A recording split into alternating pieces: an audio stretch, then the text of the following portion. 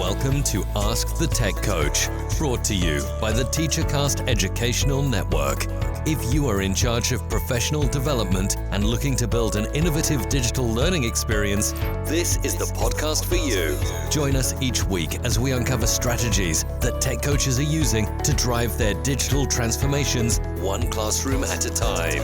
And now for your host, with over 2 decades of experience working with tech coaches and ed tech companies from all around the world, Jeff Bradbury.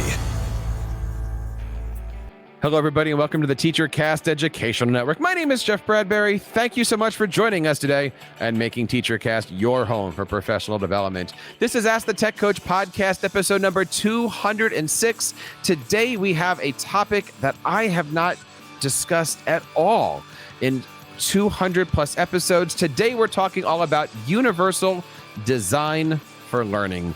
Commonly known as UDL, it is an educational framework that is being used in one school in Columbus, Indiana, so successfully. And I've got a great guest from that school on today to talk all about how it's been planned, how it's been brought out in her coaching groups, and most importantly, what a coaching cycle and what a coaching conversation looks like. You don't want to miss this today. I want to say thank you for taking the time to make this show part of your professional week. We, of course, release Ask the Tech Coach every single Monday, but for the last few weeks, we've been doing a Monday, Wednesday, Friday show to get out a bunch of great content from the ISTE conference. So check it out. We've been doing shows on frameworks, on leadership, on data, on marketing, on newsletters. We have had a lot of great topics covered over the last few weeks, and I'm so thrilled that our Instructional Coaches Network up on Facebook just passed 800 plus instructional coaches and leaders.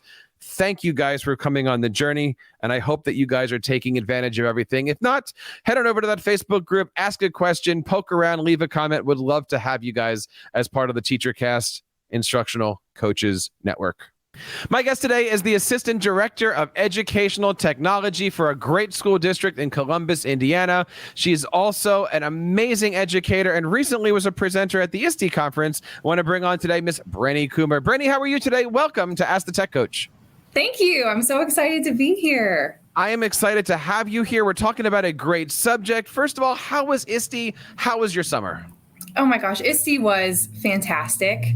It was amazing being in New Orleans and eating all the beignets, but then just connecting with educators again, just the energy of a conference. It refreshes you even more than what you imagine it would. I feel still so energized from being there and learning so much and seeing old friends. And you said this was your first time physically presenting at ISTE. Yes, it was my first time being at ISTE in person. I've done the kind of virtual route the last few years, which was still phenomenal, but it was the first time being able to really go and see the vendor hall and all the amazing things there, go and see some ed tech heroes that I've kind of been following for years in person. And it was just great to also really actually connect with people I've met virtually in person for the first time. Who did you see that was on your bucket list?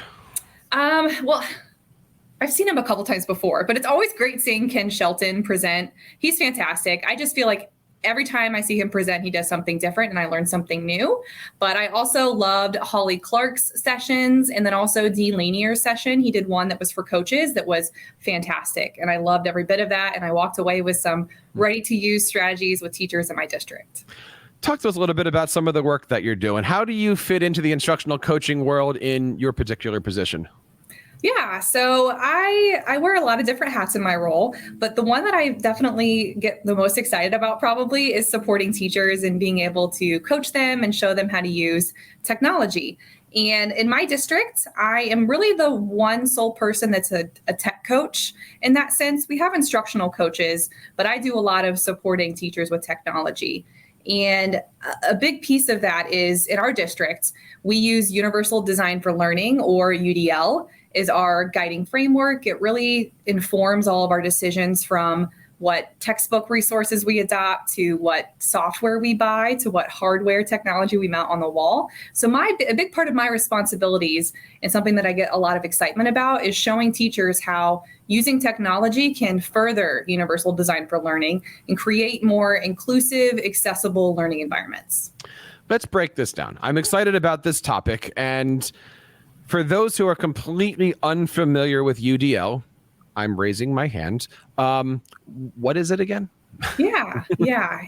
So I'm going to start off by making an analogy because that was the first way it was explained to me, and it really helped me. So if you've ever been outside before and you've noticed curb cutouts on sidewalks, or you've gone to a store and they have automatic doors that open, those are all examples of universal design and architecture.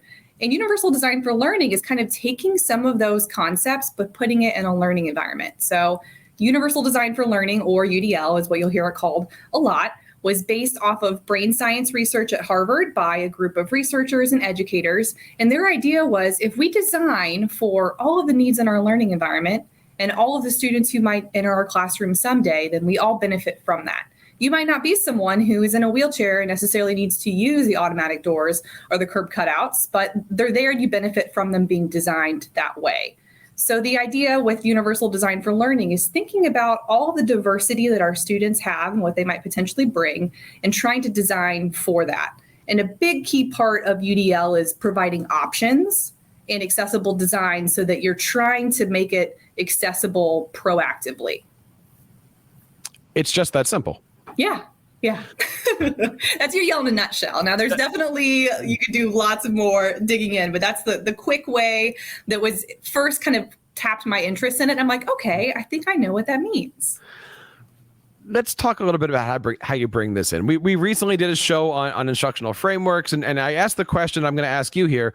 When you're working inside of a framework, when you're trying to put something like this together, how do you craft it? How do you create it?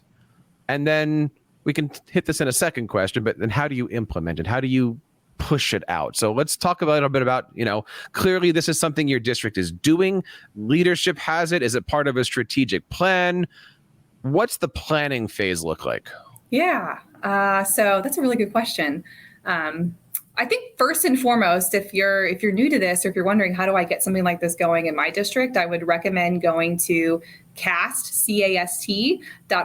That's really the home of universal design for learning. If you Google UDL, that's going to be the first thing that pops up, which is great because there's a whole set of guidelines and specific terminology that really gives you some ideas of what UDL can look like, or what it might resemble in a learning environment. So I think that's a good, helpful piece. And that's really where we direct a lot of our new teachers in our district and those who are new, just so they get a sense of, okay, you talked about the curb cutouts, you talk about giving options in learning environment, but what does that actually mean? And it gives you examples of what you can do in your learning environment to implement that. So options in terms of getting students excited, motivated to learn, like giving them choice.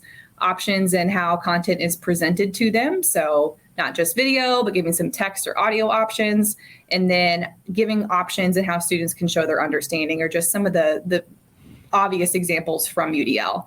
But for our district, we've been doing UDL for about, I think it's 11 years now.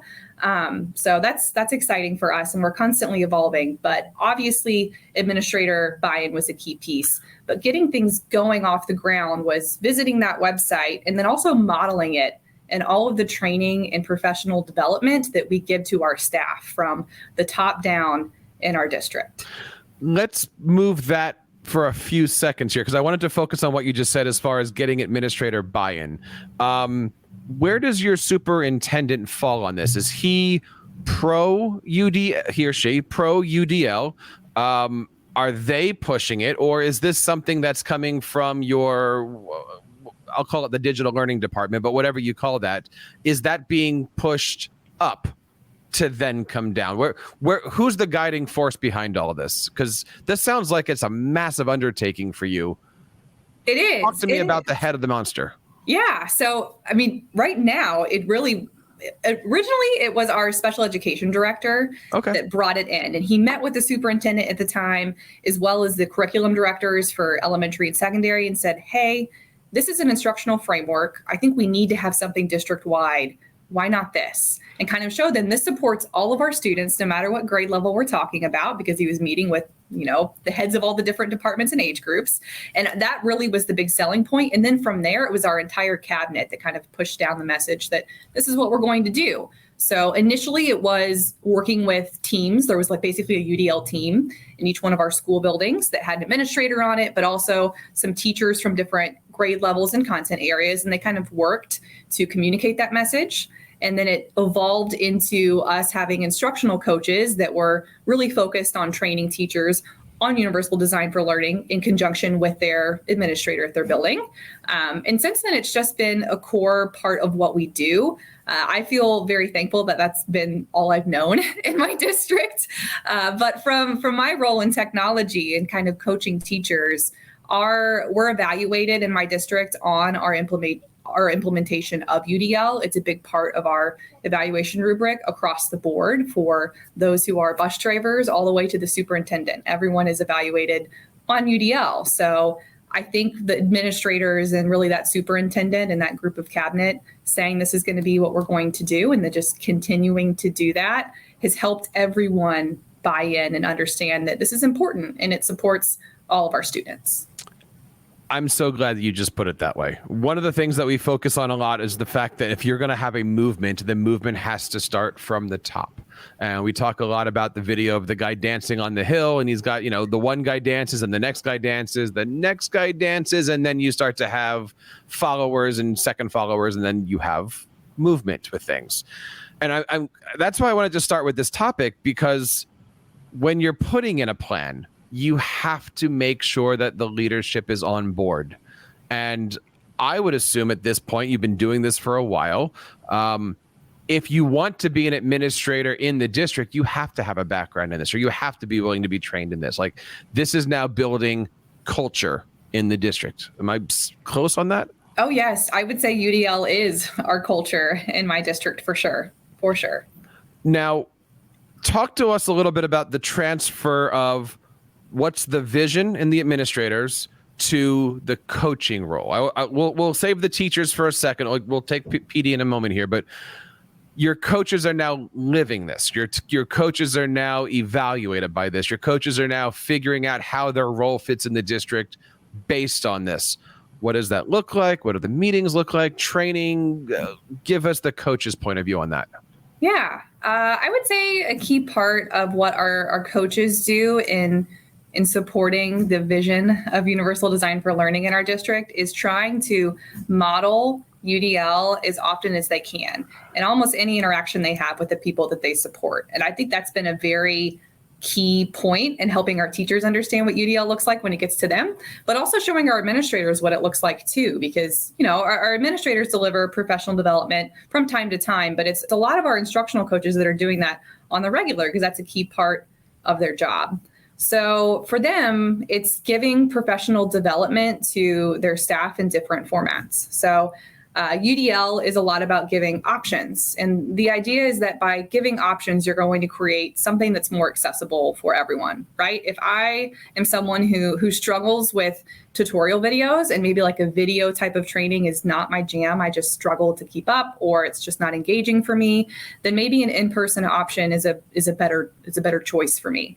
So for our instructional coaches, they try to give options in the modality of their training for teachers, but also in the materials they give teachers. So it's about creating flexible options. So anything from in-person, quick PDs to lengthier faculty meetings to quick newsletters so that people have different access points and they can find the one that's best for them. Let's break down your district. How many K-12, I assume?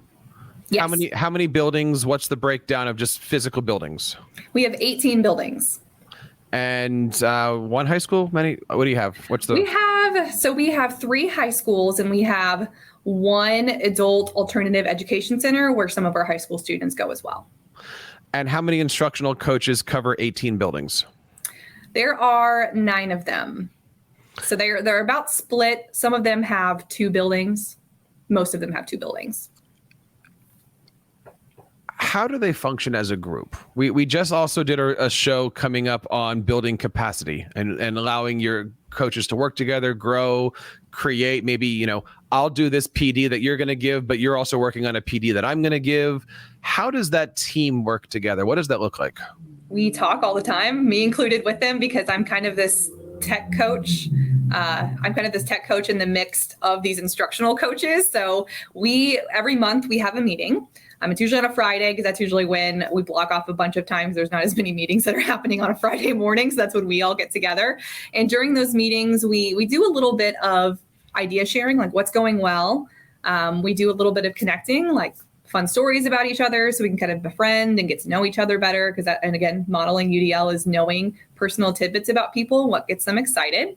And then a lot of it is a lot of communication over Messenger. We use Google Chat in my district to share ideas and resources quite a bit. And we have a shared Google Drive where we put a lot of our PD resources. So if a teacher or not a teacher, but if a coach is wanting to do a laptop lunch is what we usually call them.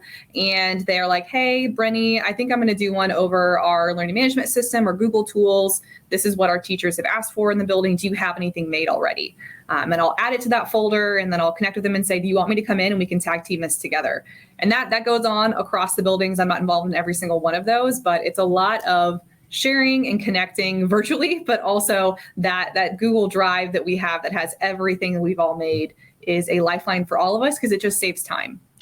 When your coaches are scheduling themselves, what is your application? Is it just Google Calendar? You're using the appointment slots? How do your coaches stay interacting with their teachers and make sure that their calendars are full? We use Google Calendar.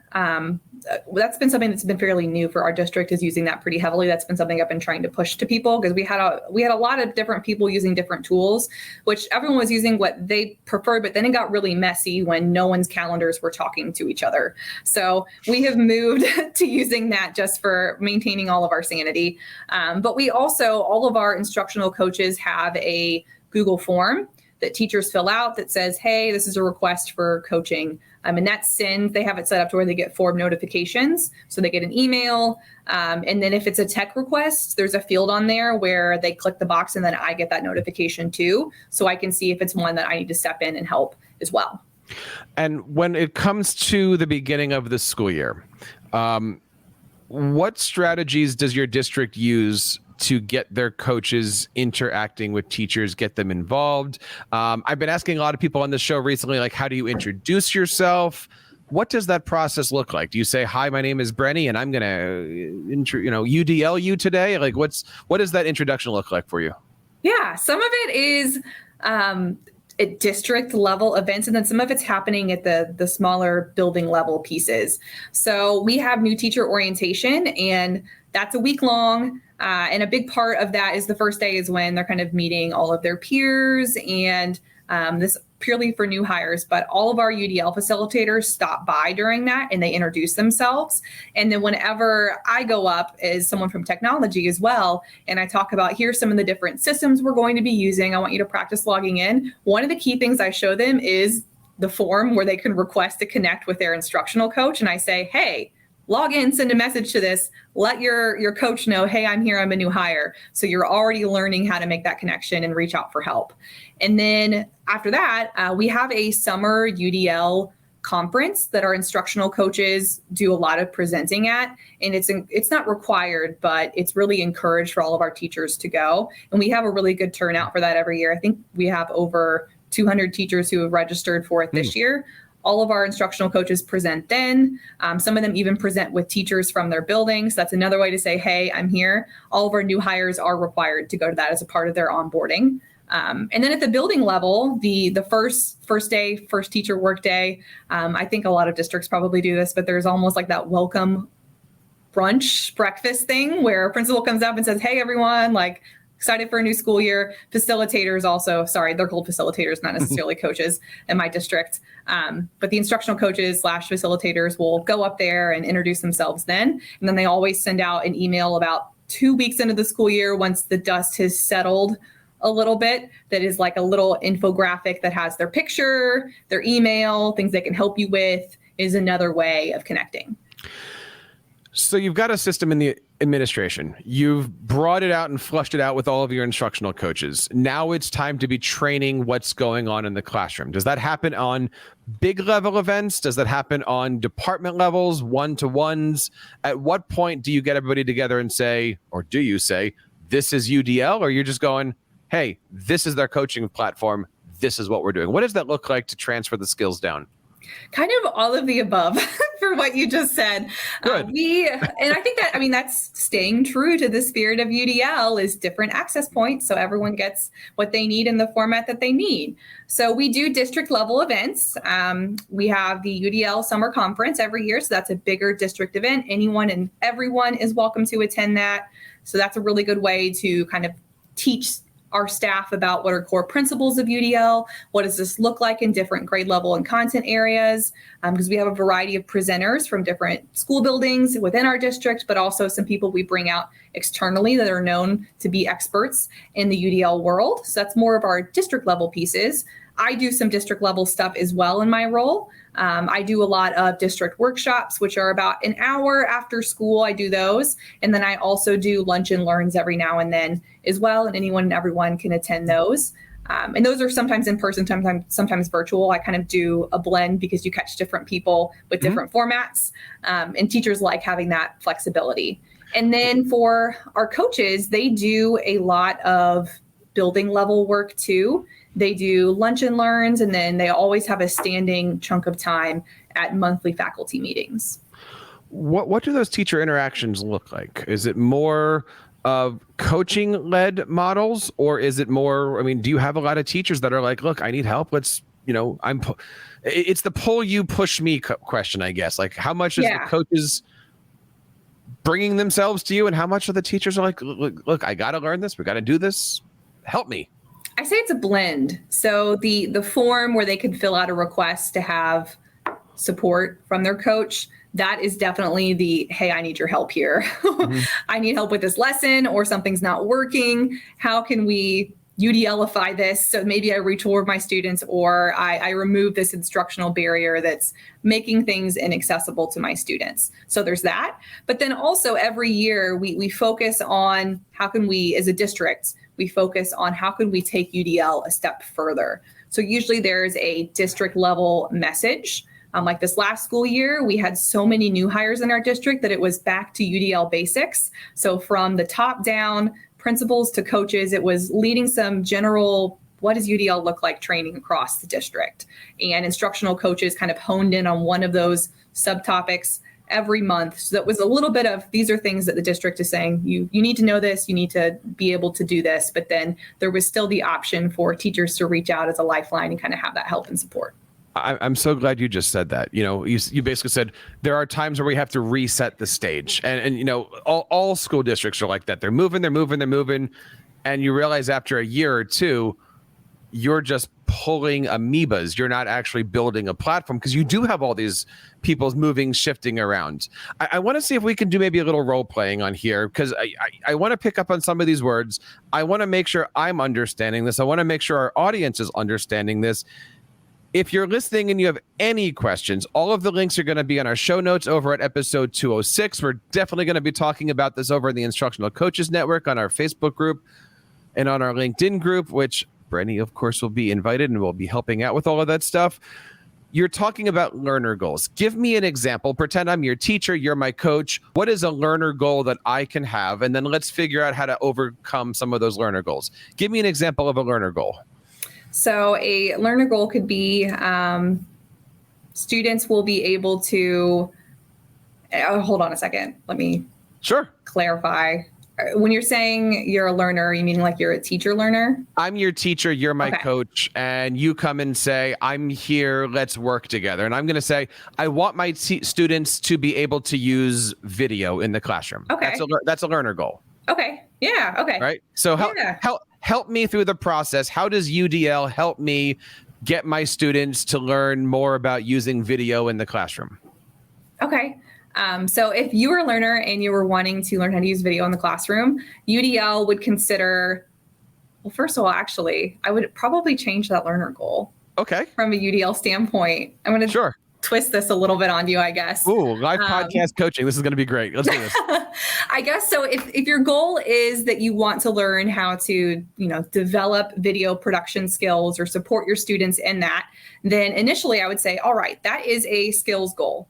So you're trying to teach video skills. So then UDL would think, all right, so that's going to be not necessarily a choice. They're going to learn those video skills. Maybe they have choice in topic. So I would consider, is the coach, I would tell you as the teacher, make sure that you're giving your students flexible options in the topic, because you're narrowing down that activity they're going to be doing, which is video. Maybe you give them different tools to make the video, which that's another way of implementing UDL, is giving some options at that extent. But I would say, I guess I wouldn't necessarily rephrase your goal, but I would be very cognizant of not putting the means into your goal as well. So as a teacher, do I come to you and say, I need help learning video? Or do I come to you and say, my kids are learning about Mesopotamia next week.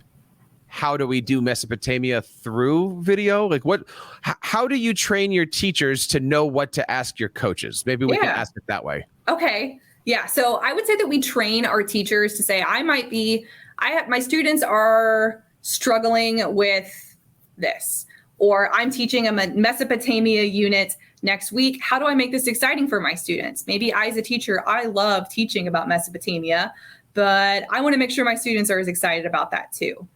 So that's kind of the way that we teach our teachers, is think about what are you planning ahead? What barriers have you experienced if you're a veteran teacher or you've been here for a few years? What are some areas you want to improve? Or maybe you're just looking for some fresh ideas as well. Or if you're a new teacher, like, I don't know how I should teach Mesopotamia, or what type of project I should give my students. What ideas do you have? How can I make sure that the project options are supporting UDL? And that's when I would step in, or our other instructional coaches would step in and say, all right, so you're wanting to teach your students about Mesopotamia. There's a lot of different ways that, one, you can teach that, and two, that they could show their understanding. Now let's look at the UDL guidelines and think about what are some different options you want to give your students on both of those fronts, in terms of how you teach it and then how they show their understanding. Let me stop you there. That's actually where I wanted to get you. Okay. You said, let me pull out the UDL guidelines. That scares me. That means, like, I'm trying to get a vulnerable conversation with a teacher. They finally said, help me. And I'm pulling out my pie charts. I mean, maybe I'm being silly about it that way, but I mean, do you really pull out the UDL framework in front of some teacher, or you have it in your head and you're just kind of verbally guiding them through the coaching process? Like, talk to me a little bit about that step right there. I have them all memorized at this point, so I wouldn't necessarily, and my supervisor would laugh if he heard me saying that, because he always says, you could probably rattle off what checkpoint number this and that is, and I'm like, yes, but that's okay. Like, we all have Sammer model in the back of our head. I totally get this. It's the transfer of knowledge is where I'm really struggling, of how do you do this, and so many, it's like, all right, just walk us through that. I might pull out the guidelines, but when I pull it out, there's versions of the guidelines that I definitely think are scary because there's so many words. The vocabulary can be a little tricky. I remember when I was student teaching in my district, and I met with my instructional coach at the time, and I said, all right, I want to learn more about what UDL is. And she pulled out the guidelines, and it was a different version than what I had seen everywhere else. She had simplified the language to where it was more of a graphic organizer for me to take notes as she verbally explained it. And that honestly opened the doors for me. And I was totally into UDL and understood, oh, I get this now. It's not matching every single one of these words and doing every single one of those every single day, every lesson, because that became very overwhelming initially. So I try to take that mentality, and I think our coaches do when they meet with teachers, no matter where they are in their years of experience, is they keep that definitely pulled up in their mind when they talk with them. And then we share kind of a more scaled down version of the guidelines for planning purposes. And it's just that easy. Yeah. Well, yes and no. I think a big part of it is showing teachers examples too. So I think it's helpful that when you pull out that kind of graphic organizer note sheet, you're modeling UDL right there because you're giving a type of scaffolding with it. And then giving them ideas of, okay, if we're thinking about the different ways that you can teach Mesopotamia, which I'm glad you said that example. I was a 7th grade social studies teacher, and that was my content. So I have all of these ones that were just popping into my head as soon as you said that. So if I was teaching, if that was my question, is how can I teach this? maybe list some of those different ways. So, you can start brainstorming, but some examples that come to my mind are, what are some different videos that you can use for this? What are some different slideshow presentations that maybe you've developed or you find elsewhere? Are there podcasts on Mesopotamia that would get the kids excited? Are there different ways that you plan on chunking this content? And we can find resources that kind of align with those different smaller chunks. And then to answer the part about, what projects could I have my students do to show their understanding of this? That one is more trimming it down to where it's not necessarily a smorgasbord of options. There's a lot of research out there about having too many choices lead you to decision fatigue and can be crippling after a while because you just feel overwhelmed by the ones that are out there. So when we coach teachers on, you want to give your students options, but not every option under the sun that you could possibly come up with. That's going to be exhausting for you as the teacher, and it's going to be overwhelming for your students. So try to come up with 3 to 4 and make sure that, the options that you give are ones that truly support mastery of that goal. So if my goal is to explain the significance of Mesopotamia, then what are some different ways that students can do that? And video is definitely an option. They could also do that in writing. They could also do that through a podcast or an oral presentation. So those are just a couple of options right there. And they're more accessible than saying every single student's going to take a test or every single student's going to write a paper. If you're looking for more information about this, please do me a favor and head on over to Ask the Tech Coach episode 206. We have a lot of links that Brenny was able to put in here. Our show notes are very compact. There's also 3 great links. One of them happens to be to a hyperdoc that's got a lot of amazing things in there, but there's also a link to your ISTE presentation, which I think we'll talk about this a little after, but I would love to do something for the instructional coaching community where let's just do a UDL night. I know I'm putting you on the spot live, on purpose, but let's figure out how we can come up with some way to show this, because there's a lot of things here that honestly I would love to do visually. Yes. Rather than an audio show. I think that builds the format up there. And yes, I know we're planning live on the podcast, but if you're interested in that, please reach out to us on Twitter at Ask the Tech Coach. I would love to learn more about this, and maybe we can come up with a night where we can all get together and share a little bit about this. Brenny, what is the future for UDL in your district? If you were going to say it's September, we're installing the offense. By the time March, April, May comes around, what do you hope your teachers know through all of your training that you've done throughout the year? I would hope they know a couple of things. I would hope that they know the 3 main guiding parts of UDL, which are those options for engagement, options for representation, and options for action and expression. So those different areas where you can give choice. But I would say even before that, I would really want our staff and our students to know that UDL is beneficial for everyone. It's not just a special education thing, which it gets lumped into that category a lot. But if you're really doing universal design for learning, it's benefiting all of the students in your classroom every day. And ultimately, it's about removing barriers and fostering inclusion so everyone can be successful. And that's ultimately what we're all trying to do in education in the first place. So those are the things that I would say I would want our staff and our teachers to know. You know what? I think we'll put a pin in there because I don't know how I can come back and say something better than that. It is a good spot right there. I would love to do a part 2 on this. Brenny, where do people find out more information about you? Feel free to plug your website, social media, etc.